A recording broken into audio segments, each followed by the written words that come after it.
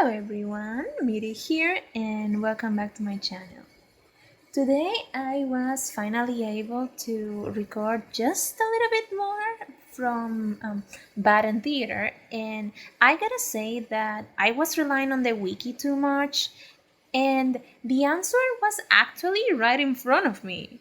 You guys know the timeline that appears whenever you click on, the buttons menu, if that's how I might call it.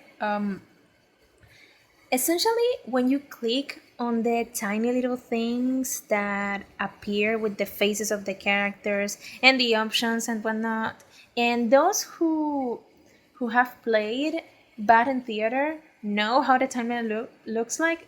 But essentially, you have the tiny faces of the characters all across them, and when you click on it, it essentially tells you the attribute, I think, yeah, attribute that you actually need in order for getting the no in order to get certain endings. And I didn't know about it until today because I was clicking around while reading which endings I wanted to get, and whenever I open a page with the endings, it essentially had an attribute that I didn't have, and I was just clicking around like a complete lunatic until I, for some reason, decided to check the timeline instead of reading the wiki. And it worked.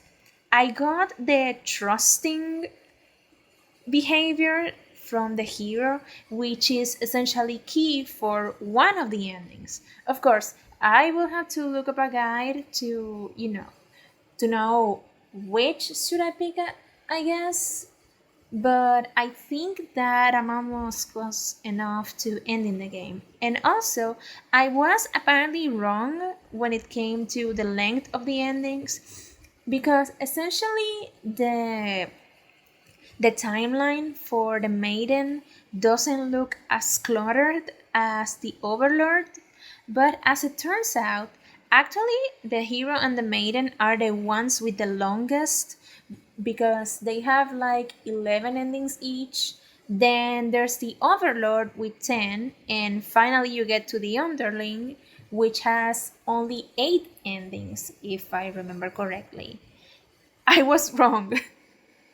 And I didn't learn that until I was like on the seventh video, I think I am. Yeah, I think so. Also, when it came to the Scott Pilgrim drawing, I basically had to redo it again because the pose was looking weird. But thankfully, I have a family member that knows their stuff, and they're essentially pretty well educated when it comes to, posturing and stuff. And the feedback was a great help. Now I gotta see how do I apply it, because I have the explanation and all, but one thing is essentially being told what to do, and another is essentially just grabbing the optical pencil and actually doing it, and figure out how to essentially carry out the feedback, which is something that I struggle a little bit, but I'm trying to get better. The only problem is that, well, Clip Studio Paint is not collaborating with me when I try to use the selection tools. It gets to the point where the program essentially basically freezes, sorry.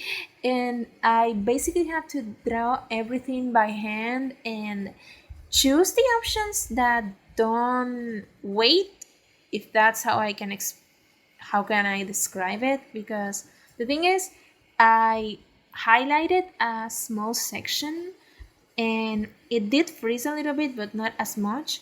But then when I selected a bigger version, it went all over the place. In fact, the program is still frozen even as I speak. So I think that I will essentially have to close it and open it again, but I have an idea, thanks to that family member, on how to actually do it.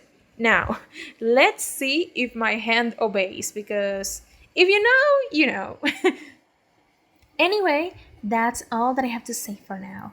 See you guys later.